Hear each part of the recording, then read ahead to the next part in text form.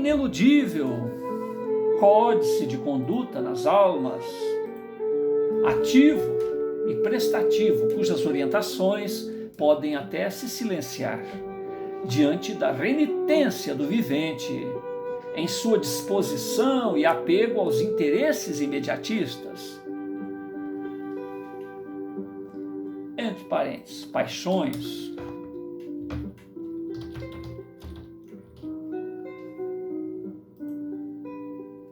Ardir fadado à inevitável revisão em embates consequentes dos procedimentos elegidos, código universal a reger o destino de todos os viventes, em todas as épocas e circunstâncias, uma vez que está destinada ao Espírito eterno e que, se consultado no imo da alma, irão sublimar as convenções de cada época, povo ou a própria compreensão temporal. A sua não observância gera a lesão social em seus contemporâneos, a necessidade de reparos e de compensações é o ato consequente do estado egoístico no ser, cuja solidariedade não está suficientemente desperta para conduzir este anacrônico sentimento, o egoísmo, a valores superiores. Ainda na página 43. Para os viventes que já despertaram para o amor universal, mesmo estagiando neste ou naquele ambiente, época, circunstância, costume, já podem vislumbrar os delitos e as consequentes sanções, uma vez que intuitivamente os correlacionam com este código íncito na própria alma. Entretanto, para aqueles outros, os desatentos para com as verdades eternas, cujos olhos ainda estão circunstanciados pela secularidade e interesses egoísticos, sequer consideram tais condutas como repreensíveis ou dignas de revisão.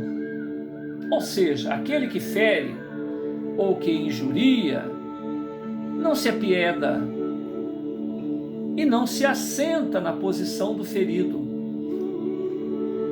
só restando a ação da vera justiça, tal qual ocorre à sua vítima de agora, algoz de outros tempos.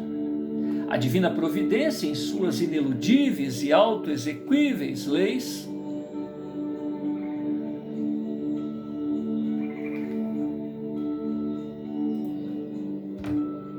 faz ofertar ao equivocado, por sua vez, a experiência necessária para que também afronte as sequelas das decisões e sentimentos hoje exarados. Abençoadas são as dores que fazem despertar a nós, todos espíritos imortais, para a necessidade da empatia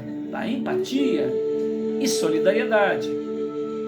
O amor, tendo chegado à alma contrita, arrependida e disposta à reparação, para este vivente, o erro de alvo, o pecado, já deixou de existir. No amor se retifica a abundância de erros de alvo e a capacita para empreitadas mais nobres.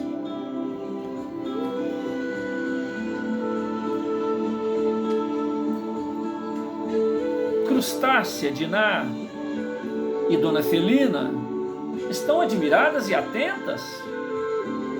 Elas absorvem os róis externados na voz de Giuseppe, percebem os eflúvios santificados dali emanados, apesar de não alcançarem a profundidade dos apontamentos, abarcam as emoções de pureza e sinceridade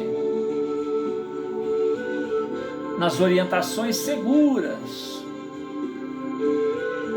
Elas, Diná, Felina e Crustácia, jamais imaginariam estarem ao seu dispor todo aquele conteúdo superior, todas aquelas emoções que só poderiam vir da graça e misericórdia do amoroso Jesus. Contritas elas, as ouvintes, aguardam e confiam para que do evento possam reter o melhor proveito. Em seguida, a voz de Giuseppe se dirige a Diná, a sua irmã caçula, e a venera pelo nobre apoio que tem ofertado ao irmão que acumulou muitas dívidas espirituais e que sem o apoio dela,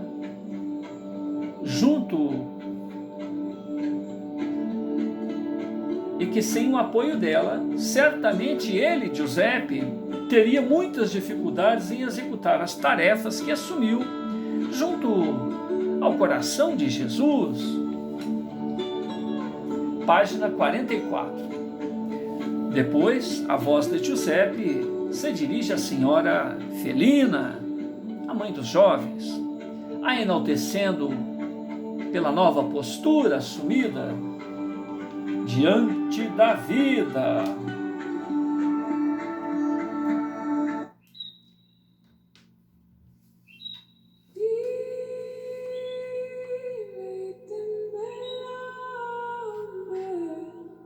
Depois a voz de Giuseppe se dirige à senhora Felina, mãe dos jovens, a enaltecendo pela nova postura assumida perante a vida, uma vez que deixou de se iludir com as fantasias imediatistas e passou a observar os valores permanentes.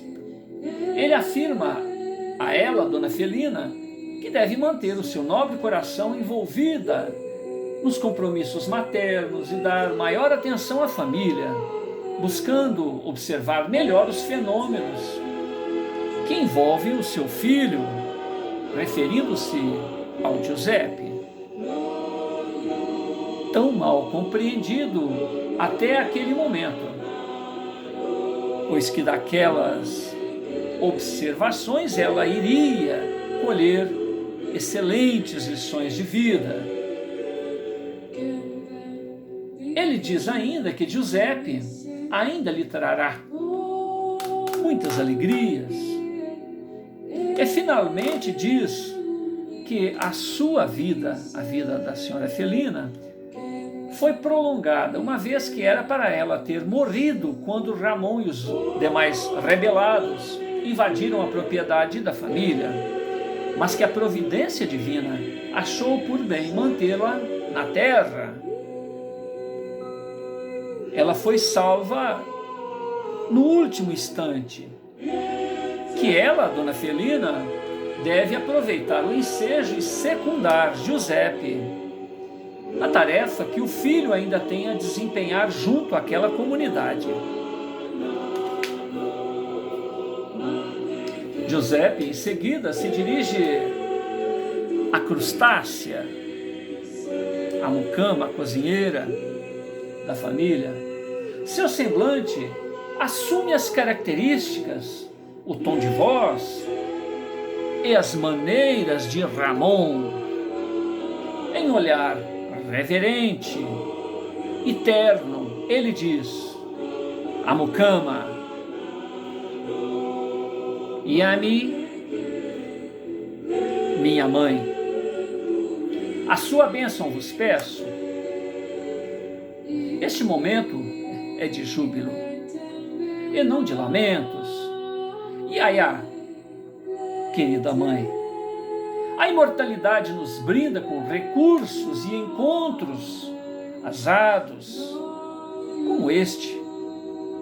Hoje tenho oportunidade de refletir e saber dos compromissos assumidos junto a Deus e a minha própria consciência.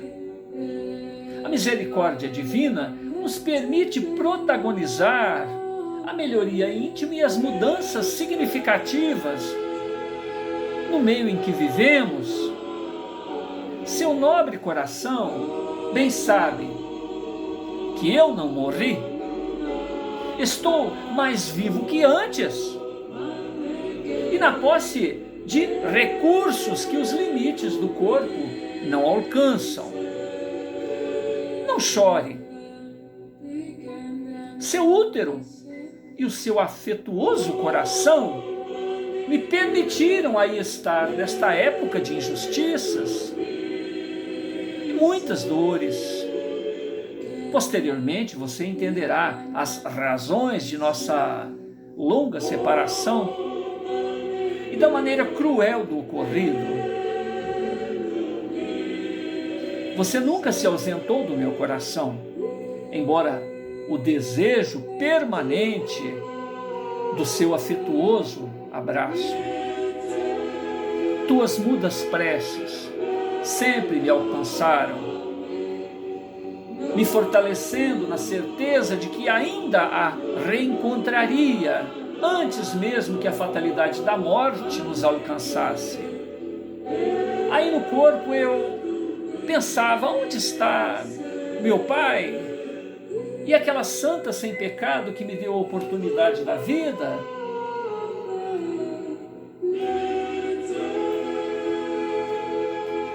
Choramos tanto nestes anos de separação e hoje, como no dia em que invadimos a propriedade da família do coronel Manuel Mansol, eu senti a sua presença. Embora fisicamente separados, minha alma sabia que algo diferente estava acontecendo quando aí chegamos. Distraído neste sentimento, não percebi quando fui alvejado. Em espírito fiquei ao lado do meu corpo, até o momento em que você se aproximou e me abraçou tão intensamente, que a sua alma me nutriu por todos estes anos em que este aconchego não nos foi possível. Agora, Iá, mãe na língua iorubá, acredito que estarei mais perto de você que nunca. Mantenha sua confiança no Altíssimo. O Senhor da vida não recusa as súplicas maternas. A ligação de Ramon e Giuseppe se desfaz em clima de gratidão e plenitude. O semblante de Crustácea, há tanto tempo marcado pela dor, agora se avigora, confortada e agradecida. Sensibilizadas, Diná, Felina, Crustácea, acompanham Giuseppe na prece de louvor e gratidão pelas dádivas recebidas neste momento grave em que os valores espirituais e o caráter pessoal de todos são exercitados, visando acordar as potências da alma de cada envolvido e o amadurecimento do ser imortal.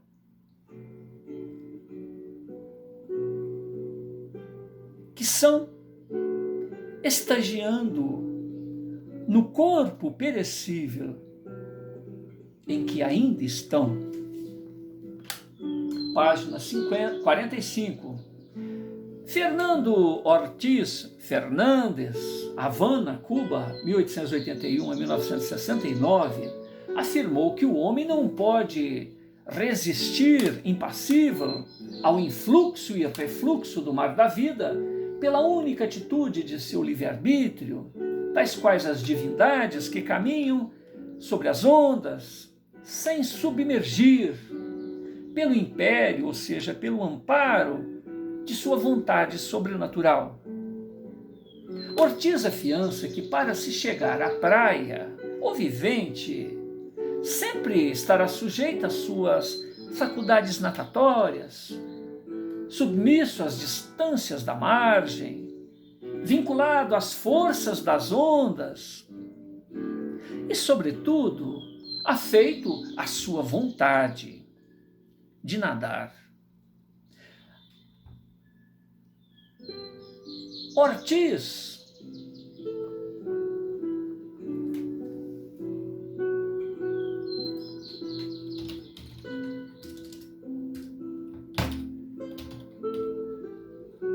avaliza que os seus atos, o resultado de seu empenho, terão que ser concebidos pelo observador, estudioso ou julgador, como a resultante de forças combinadas, subjetivas e objetivas, do indivíduo e do ambiente. Portanto, sob o influxo de um livre-arbítrio e de um determinismo não absoluto. Então aqui completamos: viver é reconhecer os próprios limites e se aprimorar, rogando forças, entusiasmo, oportunidades, socorro, orientação aos mensageiros do Altíssimo, atento ao querer das leis de harmonia, as leis universais. Em Deus se encontra a fonte de energia para o corpo e para a mente, permitindo a renovação no sentido pleno, onde se vive com eficiência. Há, portanto, a necessidade de sincronizar o pensamento com o ritmo e o pensamento divino, orando. Em contato com esta força cósmica, o autor da vida, o indivíduo se renova, se acalma. Atitude em que ele expulsa a afoiteza, a frustração. Se deixa o passado no passado, por ter consciência de que a providência vela o descanso justo, ou o descanso do justo caminheiro da evolução, em que, uma vez que se empenhou em viver corretamente e se afixou ao próprio dever, ele, o caminheiro da evolução, se esforça em se adequar às leis amorosas, eternas, sábias, que dimanam da fonte da vida. Ele, o caminheiro da evolução, se cansa menos e vive melhor.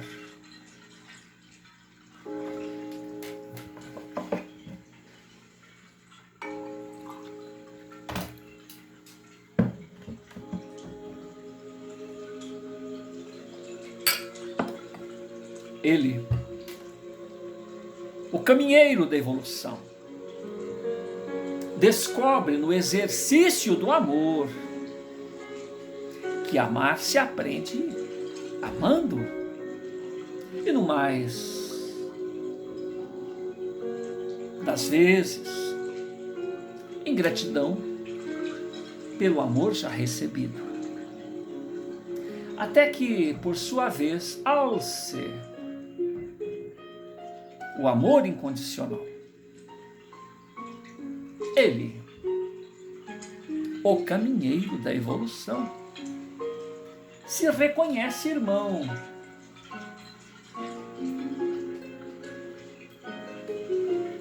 Das estrelas e das árvores.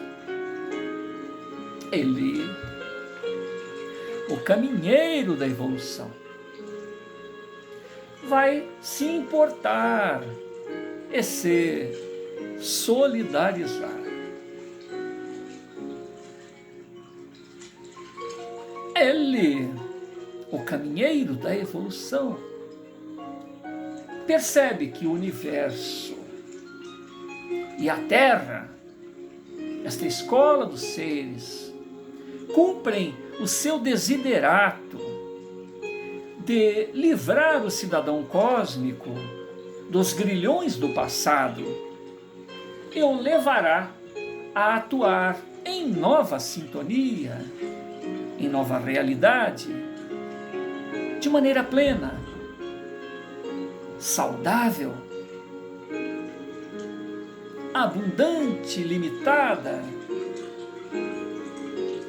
atingindo a esfera do eu sou, ser co-criador de nova realidade,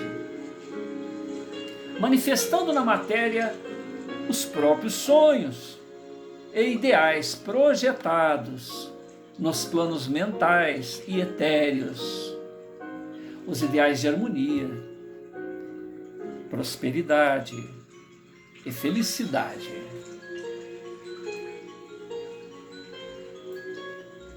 Ainda na página 45, no plano físico, tudo se renova e passa o que não se é, ofertando novas lições e aquisições definitivas para o espírito imortal. O que realmente se é.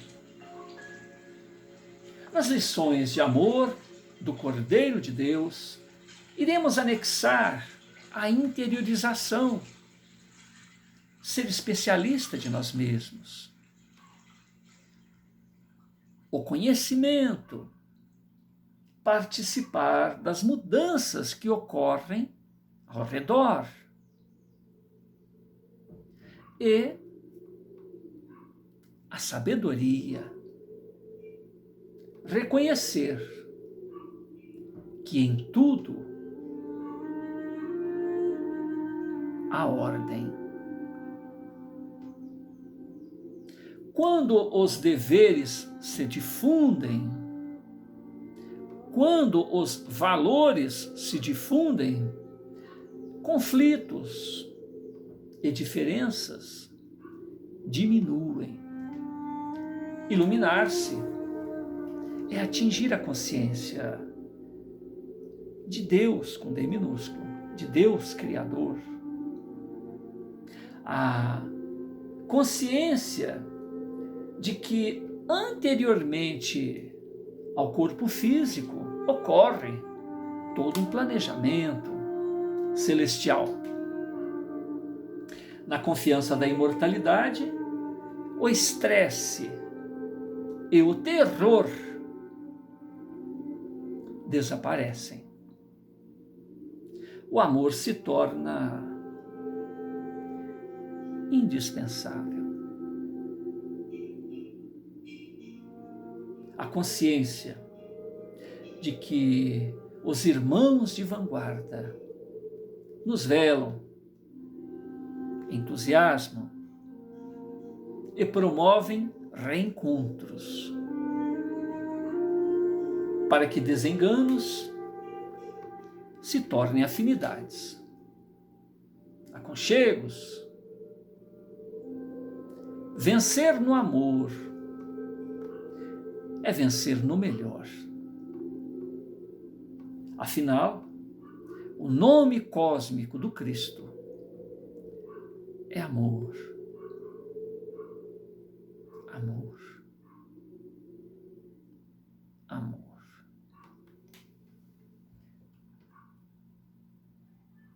Página 46, apenas o início, né? Os ideais e rumores de insurgência iam se avolumando, fazendo com que trabalhadores, escravos e os aproveitadores de ocasião fossem se somando. De outro lado, as associações de privilegiados se consultavam e se preparavam para este inevitável embate. Os ideais de liberdade se intensificavam. Logo, inovadoras represárias surgiram. O pelourinho foi intensificado e até as crucificações foram utilizadas. Simples aglomerações eram punidas severamente com o uso de milícias particulares e até as legais, uma vez que coronéis e latifundiários compravam as consciências dos operadores do direito. O romance ainda está em revisão, né? Portanto, daqui para frente ainda tem que fazer algumas correções. Nós agradecemos a Deus pela oportunidade deste encontro.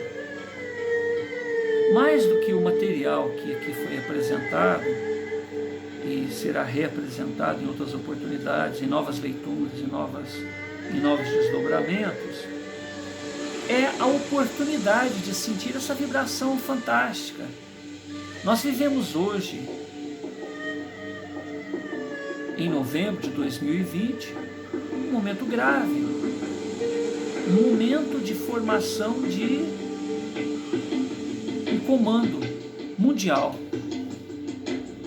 uma organização mundial, aonde certamente, sob a supervisão do Altíssimo, portanto, nada fora do controle. Nós aqui, individualmente, estamos descontrolados, perdidos, desorientados. E nessa época em que o romance se desenvolve, numa época onde senhores e seus vassalos, vamos dizer assim, seus escravos, os homens eram propriedades, né? Assim como as coisas, o ser humano não deixava de ser uma coisa. Hoje nós vivemos uma situação muito parecida, aonde nós nós temos necessidade de acordar essa realidade maior em nossas almas, que todos nós somos possuidores, porque basta nós imaginarmos o seguinte: não fosse a doutrina espírita que nos permite esse intercâmbio educado, esse intercâmbio seguro com aqueles que já deixaram o corpo físico, não bastasse a doutrina espírita que nos explica como funciona esse mecanismo, os embaraços decorrentes dele, e ao mesmo tempo nos libertando a oportunidade de experimentar, porque a mediunidade é um patrimônio de todos nós, de uma maneira ou de outra, percebemos o mundo espiritual, e por perceber o mundo espiritual nós percebemos a nossa própria imortalidade. Se nós aceitarmos esse convite de mergulharmos em nós mesmos, independentemente do conceito de vida que a gente tenha, até mesmo de, por algum motivo que nos foge pessoalmente, sequer imaginarmos que o mundo espiritual exista, se nós abrirmos a nossa alma para essa realidade, isso é inevitável. Basta nós dizermos o seguinte: nesse processo evolucionário de alguns milhares de anos,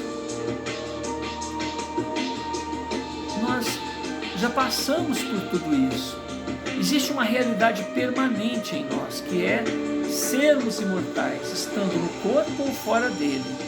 E existem essas diversas circunstâncias aonde, de um momento para outro, nós estamos homem, estamos mulher, estamos senhores, estamos na condição de servir, estamos na condição de dirigirmos uma nação, todo um processo ideológico.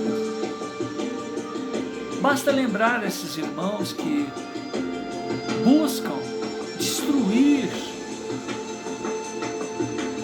esse processo evolucionário que a gente chama de família. Segundo o Livro dos Espíritos, família foi a maior conquista que a sociedade teve. É na família que nós iniciamos toda uma nova etapa evolucionária. Sem a família, nós retrocedemos à condição de animais. As pessoas que idealizaram esse projeto são pessoas estacionárias nessas faixas aí anteriores da evolução. Então, a partir deste momento em que nós descobrimos que nós somos imortais, todo um novo ponto de vista se abre. Certamente, a Terra, ela abriga situações que nós estamos longe de compreendermos, tanto no sentido humano, tanto no sentido da maneira que nós compreendemos ser a humanidade em todas as suas facetas, como abriga a oportunidade da presença de seres cósmicos, seres que já saíram dessa situação rasteira em que nós todos estamos mergulhados, por mais evoluído que nós sejamos. O que é a Terra? Esse ponto ignóbil, esse ponto apagado no meio dessa extensão espantosa que é o universo. O que é o nosso sistema solar? O que é a nossa galáxia? Nossa galáxia, perto desses bilhões, desses trilhões de galáxias. Existem galáxias maiores que as nossas, sistemas maiores que os nossos. E nós iremos passar evos e evos sem sequer tomarmos conhecimento disso. O nosso Jesus, segundo informações, né, da própria Bíblia, informações dos amigos espirituais, ele já era Cristo antes que a Terra existisse. O nosso sistema solar tem 14 bilhões de anos. 14 bilhões de anos. Por milhões de anos os dinossauros estiveram aqui na Terra e a humanidade não tem ideia nem o que é 1 milhão de anos. 1 milhão. 1 milhão. Ano, 1 milhão. O que é isso? A gente não tem ideia. Todo esse processo evolucionário do homem tem 300 mil anos. 300 mil, não é milhões.